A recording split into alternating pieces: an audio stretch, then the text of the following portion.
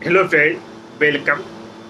मैं आज एक अहम तरीन टॉपिक पर चर्चा करने वाला हूँ। वो टॉपिक है यूसीसी यानी कॉमन सिविल कोड एपिसोड 2।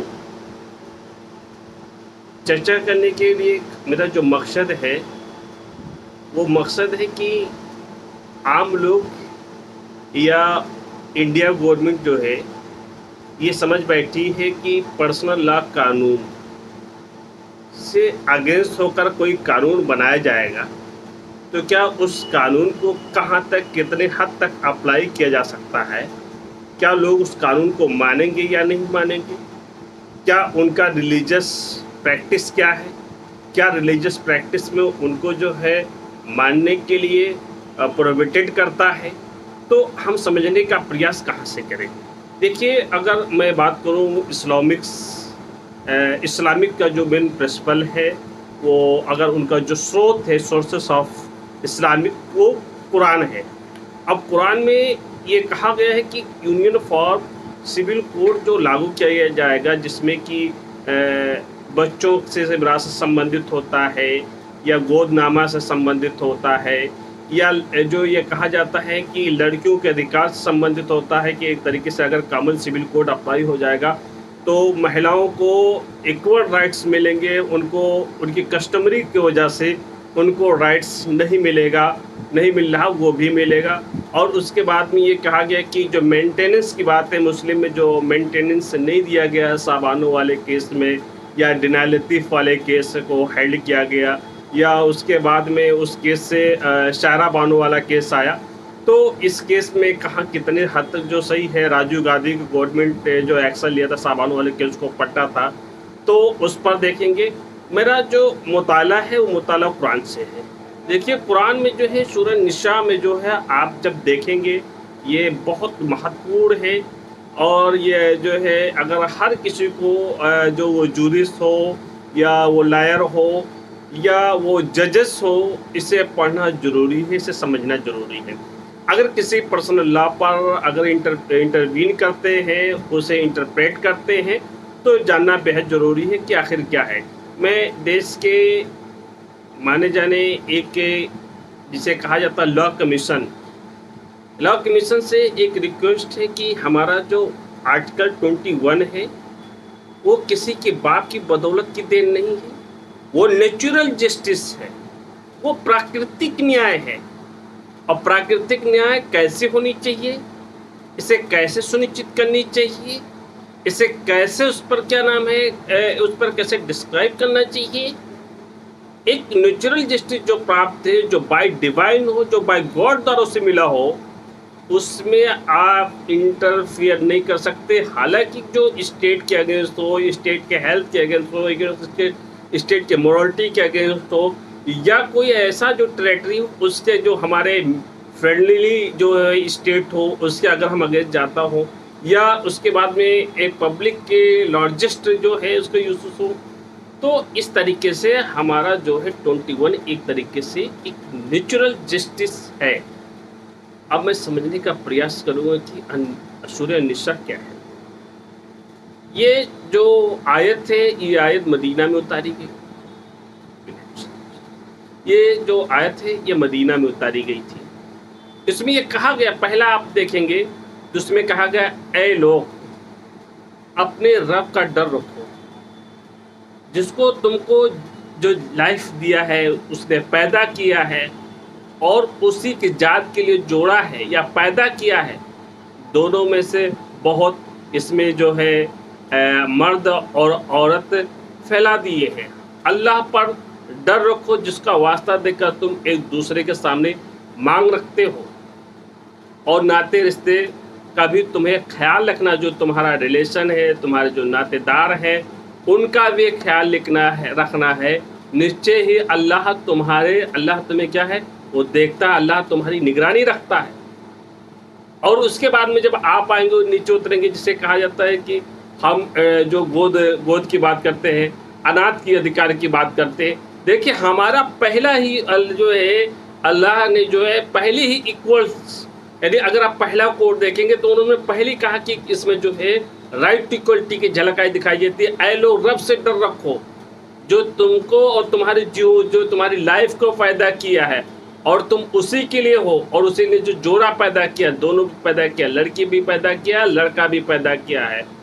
और उसके बाद में अल्लाह से डरो को, जिसका वास्ता तुम एक दूसरे से अपनी मांगे रखते हो, और नाते रिश्ते से तो तुम्हें भी जो तुम्हारा रिलेशन है, तुम्हारा नातेदार है, उनका भी ख्याल रखो। निश्चय ही अल्लाह तुम्हें जो है वो तुम्हारी हर गतिविधि को जो है वो निगरानी करता है। और अनाथों को उनको माल दे दो, और बुरी चीज़ों को अच्छी चीज़ से ना बदलो। जो अनाथ हैं, यतीम बच्चे हैं, जो उनकी माल है, जो उनकी जो माल, जैसे जो माल की मतलब होता है मूवल, ये मूवल प्रॉपर्टी जो भी हो, उनकी जो चीज़ है, उनकी जो जायज़ चीज़ें हैं, उन्हें जो है सौंप दो, बुरी चीज़ें उन्हें ना दो। और उनके माल के साथ साथ मिलकर जो उनका माल है, उनका माल ना खाओ। जो यतीम का जो माल है उनका ना खाओ, ना नाजायज़ फ़ायदा उठाओ। अगर जो ये करेगा, जो फ़ायदा उठाएगा, वो बहुत बड़ा गुनाह होगा। और ये तुम्हें ये कोई आशंका हो कि तुम अनाथ हो, या अनाथ लड़कियां के प्रति न्याय ना कर सको। अगर लड़की है या तुम समझो अनाथ हो, अगर न्याय ना कर सको, तो उनमें से जो तुम्हें पसंद हो, जो अनाथ हो, अगर उसके साथ न्याय नहीं कर सकते हो, अगर वो तुम्हें पसंद हो, 2 या 3 या 4 से विवाह कर लो, शादी कर लो। अगर वो अनाथ है, यतीम है, अगर तुम्हें पसंद है, 1 हो या 2 हो, 3 है, 4 है, मेरा काम जो है यूनियन फॉर सिविल कोड को समझाना। जब समझेंगे, जब सूरह अन-निसा को पूरी तरह से आप जो रीड करेंगे, यानी अगर वो अनाथ हो, स्त्री, कितने आप इस्लामी पर जो है क्रिटिसाइज कर रहे हैं कि इस्लाम जो है औरतों को अधिकार की बात नहीं करता है। मैं वो शर्म आती है कि ऐसे लोग जो बैठे हुए टीवी पे डिबेट करते हैं और कहते हैं कि इस्लाम में औरतों की बात, मुझे देखा यार, मैंने कहा इस पर तो मुझे बताना होगा, ये स्पष्ट दिखाना होगा लोगों को कि आप सूरह निसा के हिंदी ट्रांसलेटेड कुरान देख लें, उसमें बातें लिखी हुई जो कुरान की आयतें, उस आयतों में आप जो ये बातें जो है कुरान की जो आयतें जो है 3 नंबर पे आप देखेंगे तो आपको मिल जाएंगे। अगर जो तुम्हें स्त्री हो तुम्हारे, अगर वो जो है उसके साथ न्याय करो, और उसके बाद तुम्हारे जो कब्जे में आए हो और उसी पर बस करो, और तुम्हें न्याय से हटने से अधिक संभावना हो। चौथी बात कहती है कि औरतों के बारे में, और स्त्रियों जो उनके मेहर है खुशी से अदा कर दो। जो उनका मेहर है उसे खुशी से अदा कर दो। यदि वो अपनी खुशी से तुम्हारे लिए छोड़ दे तो तुम अच्छा समझकर, अच्छा पाकर समझ के खाओ। अगर वो मेहर है, अगर वो मेहर छोड़ देते हैं, माफ़ कर देते हैं, तो तुम्हें वो अच्छा समझ कर खाओ। और अपने माल जिसे अल्लाह ने तुम्हें कायम कर रहने के लिए साधन बनाया है, वो बेसमझ लोग, जो बेसमझ के लोग हैं, वो ना सपोज। अल्लाह ने जिसे आपको माल है, दौलत है, अल्लाह ने दे रखी है आपको, तो बेअक्लों को आप उसे ना सुपुर्द करो जिसे कोई इल्म नहीं हो, दौलत को कैसे यूज किया जाए। वो दौलत को तो वो बर्बादी कर देगा जिसके पास इल्म नहीं है। तो उसे दौलत ना दो जो नाजायज़ उसका फ़ायदा उठाएगा, ऐसो आराम में करेगा। वो किसी कौम के लिए, किसी भलाई के लिए नहीं दे सकता है, चाहे वो तुम्हारा बेटा क्यों ना हो, चाहे तुम्हारा कोई भी खास हो। ऐसे लोगों को दौलत जो है नहीं दी जाती है। अलबत्ता उसमें उन्हें उसमें से खिलाते और पहनाते रहो, भले ही वो नाकाबिल हैं तो उन्हें खिलाते पहनाते रहो, और उसे भली बात जो है, जो उसके अधिकार वो देते रहो। और उसके बाद में 6 नंबर पे क्या कहा गया, और अनाथों को जांचते रहो यहाँ तक तुम जब वो विवाह के स्टेज में पहुंच जाए, तो फिर यदि तुम ये देख लो कि उनमें से सूझबूझ आ गई है। जब वो अनाथ है उसको जांचो, परखो, और यहाँ तक जब देखो कि वो विवाह के स्टेज पर पहुंच गई है, तो फिर ये तुम देखो कि उनमें से सूझबूझ आ गई है, तो उन्हें उनके माल सौंप दो। यानी कि अगर आप जो है कोई अनाथ का माल रखे हैं अपने पास, जैसे हम कॉन्ट्रैक्ट एक्ट में जब 68 में पढ़ेंगे, 69, 70 में, 71, 72 में, वहाँ क्या कहा जाता है कि कॉन्ट्रैक्ट में अगर आप लीगल संरक्षक हैं, लीगल गार्जियंस हैं, अगर उसका माल आपकी कस्टडी में है तो कस्टडी में जब तक रहेगा जब तक आप जो है वो बालिग नहीं हो जाता, जब तक वो समझ में नहीं आ जाता। आप टीपी एक्ट देखेंगे, सेक्शन 13 में देखेंगे, और जो अजन्मे की जो है अनबॉर्न चाइल्ड के क्या अधिकार हैं, उसके बाद में आप सब सेक्शन 17 में देखेंगे, इसको टीपीए में जिक्र किया गया है। उसके जब वो अडल्ट होगा तो उसकी बात है। आप उसके बाद में जब उसकी कैपेबिलिटी काम करने लगे, वो पूरी तरह बेस्ट हो जाए, तो उसको माल उसको सुपुर्द कर दो। इसीलिए तो कहा जाता है कुरान पर आप क्रिटिसाइज कर रहे हैं, कुरान तो स्पष्ट है, पढ़ो, उसमें भाई करते हैं। और बड़े हो जाओ तुम उनके माल को अनुचित रूप से उनका ना उड़ाओ, अगर वो अनुचित रूप से उसका दुरुपयोग ना करो, और जल्दी जल्दी उसके माल को ना खाओ। और जो धनवान हैं, जो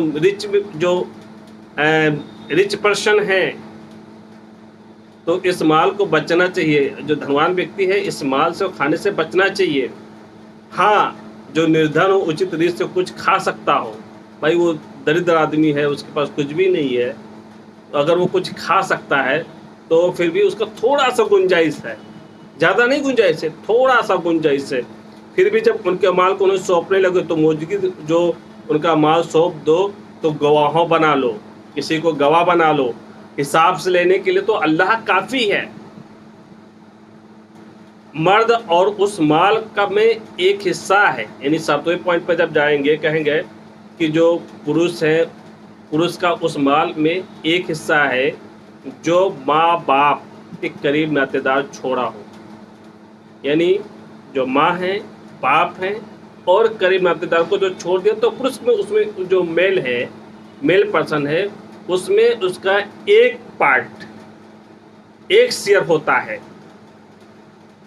और जहाँ वो फीमेल है और उस माल में एक हिस्सा है, जहाँ वो फीमेल है, अगर उस माल उस शेयर में एक पार्ट है जो माल माँ बाप के करीब नातेदार को छोड़े हो, जो माल है माँ के करीबी, एक सच है कि माँ बाप के करीबी नातेदार ने छोड़ा हो, चाहे वो थोड़ा हो या अधिक हो, ये हिस्सा निश्चित किया गया हो। और जब बांटने के समय नातेदारी और अनाथ और मुहताज अपना हिस्सा लेने के लिए उपस्थित हो, तो उन्हें उसमें उनका हिस्सा दे दो और भली बात करो। जब बांटने का हो, जब कोई प्रॉपर्टी हो, उसका शेयर बांटना हो, जब वो अनाथ हो या मुहताज हो, उनका अपना हिस्सा लेने के लिए उसे प्रेजेंट करो और उसमें से उनका हिस्सा जो है उसे दे दो, और भली बात उससे समझा दो उस बात की कि तुम्हारी ये बात है, तुम्हारी ये पार्ट है, तुम्हारी वो पार्ट है। 9वां 10वां पॉइंट पर जब जाएंगे, और लोग को डरना चाहिए कि यदि वो स्वयं अपने पीछे निर्बल बच्चे छोड़ते हैं तो उन्हें उन बच्चों के विषय में कितना भय होता है। अगर कोई बच्चा है, निर्बल है, निशक्त है, अगर उन्हें छोड़ा जाता है, स्वयं जो छोड़ा जाता है, उसे डरना चाहिए। तो फिर अल्लाह से डरना चाहिए कि ठीक सीधे बात कहनी चाहिए, अल्लाह से डरना चाहिए और सीधे बात कहनी चाहिए। जो लोग अनाथों के माल के साथ अन्याय के साथ खाते हैं, जो लोग यतीमों के माल अनजस्टिस पूर्ण रूप से खाते हैं, वास्तव में वो अपने पेट में आग भरते हैं। जो यतीमों का माल खाते हैं, अनाथों का माल खाते हैं।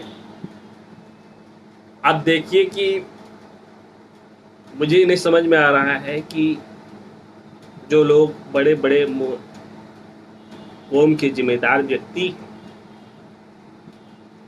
जो मदरसे चलाए जाते हैं, जो कुछ भी चलाए जाते हैं, उनमें तो यतीम है या गरीब हैं, उनके जो माल आते हैं, उनके जो हक हुकूक आते हैं, अगर वो खा लेते हैं, तो सोचिए कि अल्लाह के कुरान से, और अल्लाह के कुरान की में क्या कहता है कि वो खाते हैं, वो समझ लीजिए वो खाना नहीं है, वो आग का पेट भरते हैं और अवश्य भड़कते हुए आग में पड़ेंगे। डरिए आप लोग, जो भड़कते हुए आग में है वो बढ़ेंगे। अल्लाह तुम्हारे संतान के विषय में, अल्लाह तुम्हारे बेटे हैं उनके विषय में बात करता है। अल्लाह तुम्हारी संतान के विषय में तुम्हें ये हुक्म देता है कि, अब देखिए बहुत ध्यान देने की बात है इस 11 नंबर पॉइंट पे। अल्लाह तुम्हारे जो संतान है, संतान मीन्स लड़का या लड़की, के विषय में तुम्हें यह हुक्म देता है कि 2 बेटियों के हिस्से के बराबर एक बेटे का हिस्सा होगा। जहां 2 बेटे होंगे, जहां 2 बेटियां होंगी वहां एक बेटे का हिस्सा होगा। एक बेटे के बराबर हिस्सा पाएगी 2 बेटियां। और यह 2 से अधिक बेटियां हैं, 3 हैं, 4 हैं, 5 हैं, तब क्या होगा? अब इसमें 2 से अधिक बेटियां तो उनका हिस्सा छोड़ी हुई संपत्ति को 2/3, जो छोड़ी हुई संपत्ति है, माँ बाप की जो छोड़ी हुई संपत्ति है 2/3 है। इस पर जो मैंने एक मुकदमा दाखिल किया सिविल कोर्ट में, और यदि वो अकेली है तो उसके लिए आधा है, अगर वो अकेले है तो उसके लिए आधा है। अब बताइए कि क्या इस्लामिक लॉ में और आपके लॉ में महिलाओं के अधिकारों के बारे में मैं बात कर रहा हूँ। मोदी गवर्नमेंट ये जो बहुत बार बार कह रहे हैं महिलाओं को शोषण किया जाता है, महिलाओं को कोई अधिकार नहीं दिया जाता है, इसलिए कॉमन सिविल कोड लाओ, कॉमन सिविल कोड लाओ। गजब की तमाशा है। कुरान में जो है जिस तरीके लिखा हुआ है कि पूरा साफ वो स्पेसिफिक तरीके से कहा गया है, जो आपको हम एक्सप्रेस कर रहे हैं, समझा रहे हैं, आप समझने का प्रयास करें कि जहाँ 2 बेटी हैं वहाँ एक बेटे का हिस्सा प्राप्त होगा, जहाँ 2 या 2 से अधिक बेटियाँ हैं तो 2/3 हिस्सा प्राप्त होगा, जहाँ एक बेटी है वहाँ आधा हिस्सा प्राप्त होगा। बताइए। और यदि मरने वाले की संतान हो, तो कोई व्यक्ति गुजर चुका हो, दुनिया से जा चुका हो, तो उसके बेटे हो तो उसके माँ बाप में से प्रत्येक, उसके माँ बाप यानी फादर और मदर में एवरी प्रत्येक उसके छोड़े हुए माल, जो छोड़े हुए माल का 6ठा हिस्सा किसको मिलेगा? छोड़े हुए माल को उसके संतानों को 6ठा हिस्सा है। यदि वो निसंतान, उसके कोई पुत्र, जो उसके कोई पुत्र ही नहीं है, कोई कुछ नहीं है, और उसके माँ बाप हैं और उसके वारिस है, तो उसके माँ का हिस्सा का 1/3 होगा। माँ का हिस्सा का क्या होगा? 1/3 होगा अगर वो निसंतान है तो। माँ बाप उसके वारिस है तो माँ बाप का हिस्सा 1/3 होगा। और यदि उसके भाई भी हैं तो, अगर उसके भाई भी हो तो माँ का 6ठा हिस्सा होगा। अगर उसके भाई हैं तो माँ का कौन सा हिस्सा होगा? 6ठा हिस्सा होगा। ये हिस्से वसीयत में जो वो कर जाए वो पूरे कर रहे या कर चुका देने के बाद होगा। अगर कोई वसीयत कर चुका है किसी अन्य व्यक्ति पर, वो कुछ प्रॉपर्टी वसीयत कर चुके हैं, या वो बकाया हैं, कर्ज हैं, अगर वो चुका देते हैं, जो चुकाने के बाद में जो प्रॉपर्टी बचता है उसका हिस्सा प्राप्त होगा। तुम्हारे बाप भी, तुम्हारे बेटे भी, तुम नहीं जानते हो कि उनमें लाभ पहुंचाने की दृष्टि से तुम्हें अधिक निकट है, यानी तुम्हें उन्हें लाभ पहुंचाने की दृष्टि से तुमसे निकट जो है, ये हिस्सा अल्लाह ने निश्चित किया हुआ है, और अल्लाह सब कुछ जानता है, समझता है। और तुम्हारी पत्नियां ने, यानी तुम्हारी बीबियां ने जो कुछ छोड़ा है तुम्हारे से आधा होगा। यदि उनकी संतान ना हो या उनके कोई बेटे ना हो, लेकिन यदि उनकी संतान है तो, अगर बेटे नहीं है तब कंडीशन है, अगर बेटे हैं तो कंडीशन है। तो जो छोड़े हुए तुम्हारे 1/4 होगा, जो वो छोड़े हुए हैं वो तुम्हारे क्या होगा? 1/4 होगा, 1/4। इसके बाद जो वसीयत कर जाए वो पूरी कर दी जाए, तो वो कर्ज है तो उन पर तो वो चुका दिया जाए। अगर वो बीबी है, मतलब कहने का मतलब है कि, और तुम्हारी पत्नियां यानी तुम्हारी बीबियां जो कुछ छोड़ा है, जो कुछ उनके पास प्रॉपर्टी है उन्होंने छोड़ दिया है, और उसमें तुम्हारा आधा है। पति का क्या है? आधा। और यदि उनके संतान ना हो, यानी बेटे ना हो, लेकिन उनके संतान हो तो, उनके कोई वारिस हो तो, उसमें छोड़े हुए हिस्से में तुम्हारा चौथाई होगा। जिसका चौथाई होगा? हस्बैंड का। इसके बाद जो वसीयत कर जाए वो पूरी कर दी जाए, जो कर्ज उन पर चुका दिया जाए, जो कुछ तुम पर छोड़ दिया जाए, उन पत्नियों का चौथाई हिस्सा होगा। यदि तुम्हारी कोई संतान ना हो, लेकिन यदि तुम्हारा कोई संतान है जो कुछ तुम्हें छोड़ेगा, उनको पत्नियों का 8वां हिस्सा होगा। इसके बाद वसीयत तुमने की है वो पूरी कर दी है या कर चुका दिया है। अब बात करते हैं, और यदि किसी पुरुष यानी किसी मर्द या औरत ने न तो कोई संतान हो और न ही उसके माँ बाप जीवित हो, कानून ही बता रहा हूं,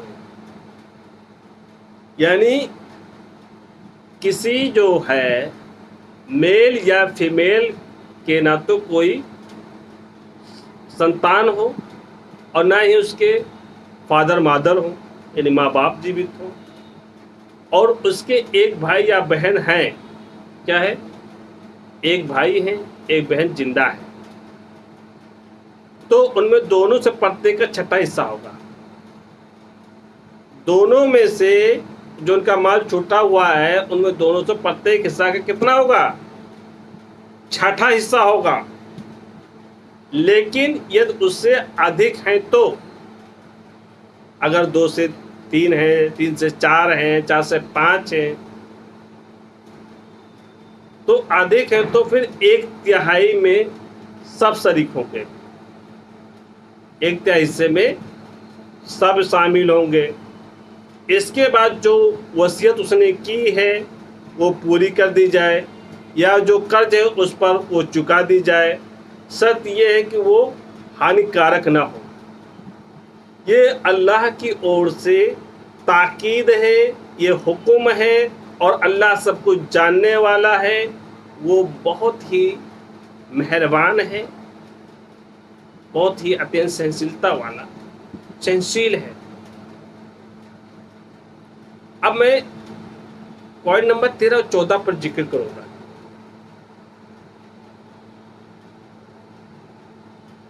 समय ज़्यादा जा रहा है तो मैं इसलिए इस पर स्टॉप दूंगा, कल मैं शुरुआत करूंगा, क्योंकि 23 मिनट हो चुका है। मैं एक से दरखास्त इजाज़त चाहता हूँ। अल्लाह हाफ़िज़। Thank you.